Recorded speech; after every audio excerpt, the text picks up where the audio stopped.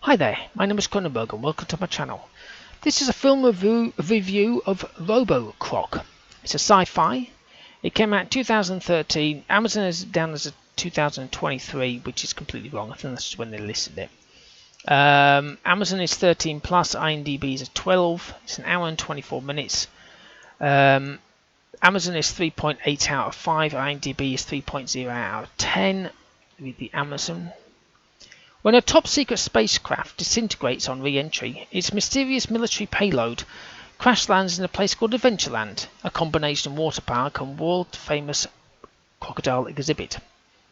The payload finds a host in the form of the park's prized 20-foot saltwater crocodile and begins to transform it into a lethal killing machine with only a single directive: survival.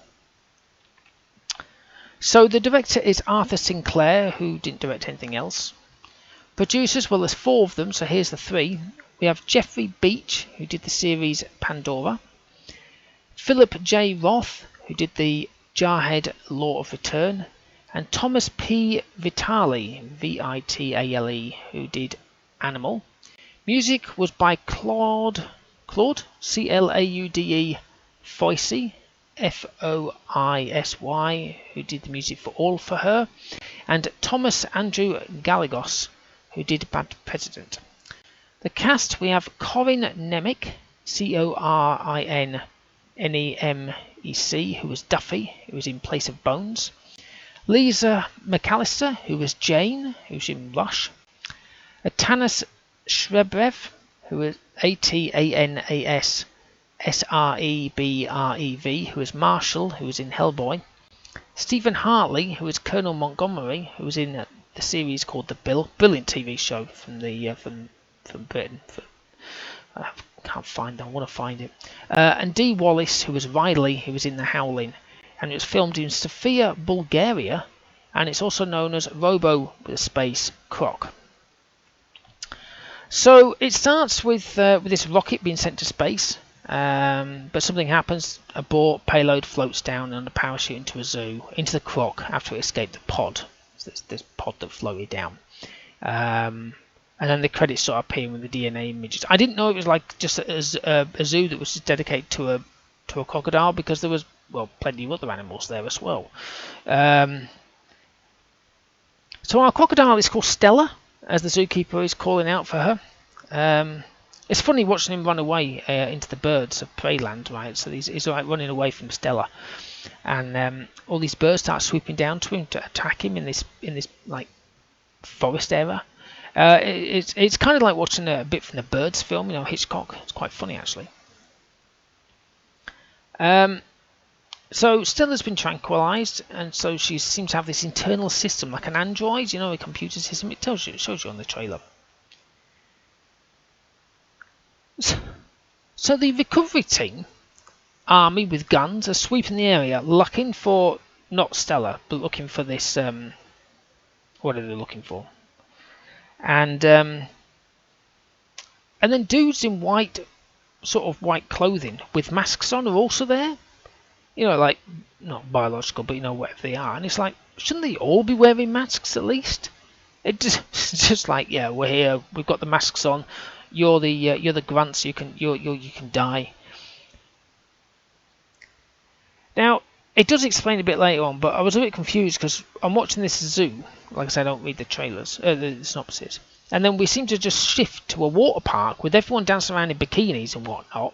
And one lad happened to be the son of a zookeeper. Is he really in the film? He's there, but he doesn't really need to be there in my mind. Any reason for footage? I didn't know at the time, but yeah, there is a reason for it. But I don't know. They could have done away with that bit. So Duffy, the zookeeper, is a bit of a suave dude. So Duffy and Jane are comparing scars. You know, his are from animals. You know, and then she says, "Oh, look at this one." He goes, "Oh, what's that one from?" He went, "Bunsen burner." She's like laughing. And I'm looking at him thinking, what? Well, if you think of your arm, yeah, and it's above your elbow, on the inside of your arm, yeah, where your armpit is. And I'm like, how? I mean, Bunsen burners are small. They're not huge, massive flames. You know, they're tiny little... Anyone's been to school and you've done chemistry, I can guarantee you'll use a bloody Bunsen burner, because it's like supposed to be the best thing in science. You know, a Bunsen burner, a test tube, stick some sulfur in it, it shoots up or whatever, or magnesium and all that kind of stuff. It's like, how's it got on the inside of her arm? I'm surprised she hasn't been burnt all over. Outside maybe of her arm, but even so high up, I mean, I would have thought on the wrist, maybe the inside of the wrist. You know, I mean, that's just... Anyway, whatever.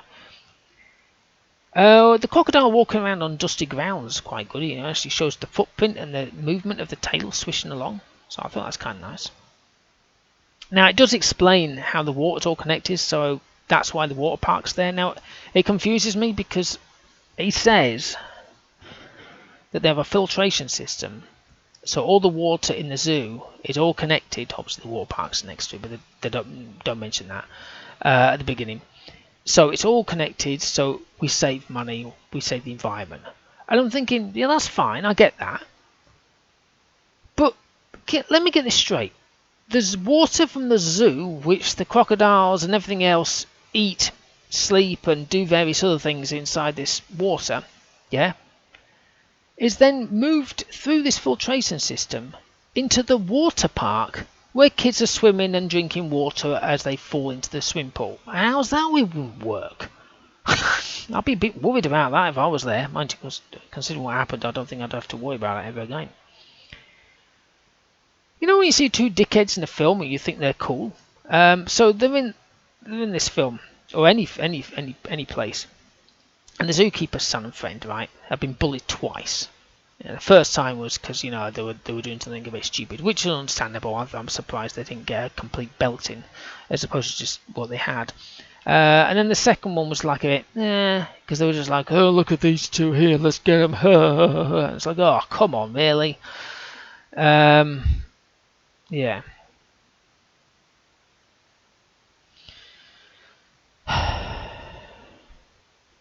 So you do see when it takes people, you kind of like see them being dragged away. You don't see them being bitten. You see there's and there's this person moving along, and then I'm viewing all these dead people. This is a certain place. Let's call it the water park because there's the only place with people, right? And they're all intact. There's no injuries. There was somebody floating in the water, completely intact. There was a guy sitting there with his knee up. He was obviously dead, but of course we couldn't tell that because he just had some red on his knee. It looked like he just spilled some ketchup. And I'm thinking, where's all the body parts? Because I'm pretty sure, even if it wasn't a Robocroc and just a normal crocodile, there would be some kind of a body part. A leg, an arm, a head, I don't know, a finger. There was none of it. And I've mentioned about these two all the time, but they don't do much for the film. For the film, in my mind. So the bullies and the two girlfriends, right, who are alive, they just got out of the building and found loads of dead bodies. So instead of doing what most people would do, collapsing in shock, vomiting, feeling really, really bad, they're kind of like skipping over the bodies, shaking their heads. One of them was like, oh, whatever, you know. And she's like, oh, hang on a minute, let's go over here. And she just skipped over all the bodies and just... I thought, hang on a minute, have you not even noticed there's any dead bodies here? She does actually lose herself at one point, but that was just, you know...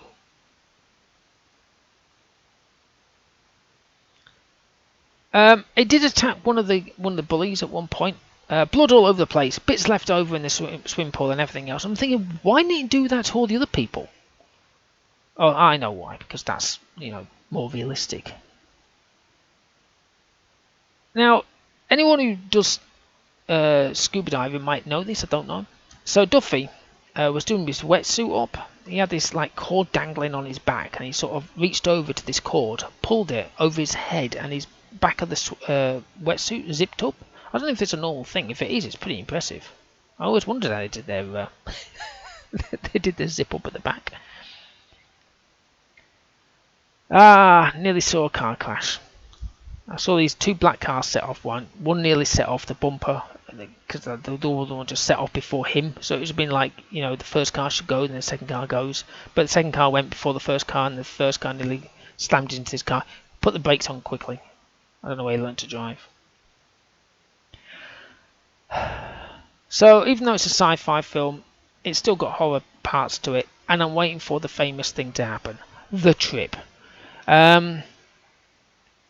So this kid, his mate, and this girl are climbing down a ladder. Right, the mate jumps because he's 30, jumps down off the ladder for some reason, don't know why, and he goes, "Ah! I think I've broken my leg," and then he found out sprained his ankle. I'm thinking, why did you jump? I mean, the thing is, as well, I watched all the others jump off the same ladder, and it was about like 2 foot off the ground. I love some quotes. So Duffy says to Jane when she says she's going with him, "I'm going to go with you." She goes, "There's not a pig's chance in the piranha pond you're going." I thought that was awesome. Now they're in the sewers and they're huge with graffiti on the walls. Now, of course, I thought this was filmed in America, but it turned out it was Bulgaria. But even so, is this what it's like in America? Say, for example, the sewers are huge and there's graffiti everywhere. People are down there with bicycles and all sorts of stuff. I always just thought they had, like, you know, stuff from the sewers or stuff from the toilets. Or maybe people live down there. I don't know. Now, this always gets me. I've seen this so many times in films, and it bugs me to death. It's usually American films, and I hate to rail on you, but it is. In the British films, you never get that far. But basically, right, they're in the sewer. There's no sunlight. It's completely dark because, you know, they're in a sewer. And the colonel, right, is moving around. He's somewhere else. And Duffy's there and he goes, "Colonel, I heard movement on the south side." And I'm like, how the hell do you even know what the south side is? Can you see the sun? Is there any stars out? I mean, the thing is, they're not like walking around with a compass or anything. They just know which is the south side. Does it sound better than the north side or the east side or the west side? The north side. Yeah, I heard movement on the south side. I've seen this even in 24. If ever you've seen it, you'll know it. If you haven't, you know, it's a good series. Again, pitch black at one point. He went in, it was darkness, at dark. He went into this warehouse or wherever it was, some sort of like, like, not sewer, but that kind of place, middle of nowhere sort of thing. Went in there, completely pitch black, couldn't see a thing, wasn't using his torch, and he went, "I'll meet you on the south side." I'm like, who? How would you even know where the south side is? I walk into a room and I don't even know which is south, and I'm in a room with the daylight. I mean, I don't even know what south, north, east, or west is. Anyway, it was a fun film in parts. Special effects on Stella was quite good, but the deaths were a bit simple. In some cases, you never saw them. Most acted well. I'm going to give it a 4. I was going to go for 5, but no. And like I say, the sun and that lot didn't really do much. It was all really Duffy. So the water park I can understand. You had to have somebody who lived there, otherwise it'd been pointless. But then it was just like cannon fodder. Anyway, hopefully you've enjoyed watching and listening to this film review of Robocroc. Please subscribe to my channel. I've got plenty of other sci-fi films. Have I got any crocodile ones? I've got a few crocodile ones. Nothing like Robocroc, but I've got croc and crocodile, and saltwater crocodile. It's they're really original with the names. Give me your thumbs up if you like this video. Leave a comment below if you've seen this film. Okay, well, thank you and goodbye.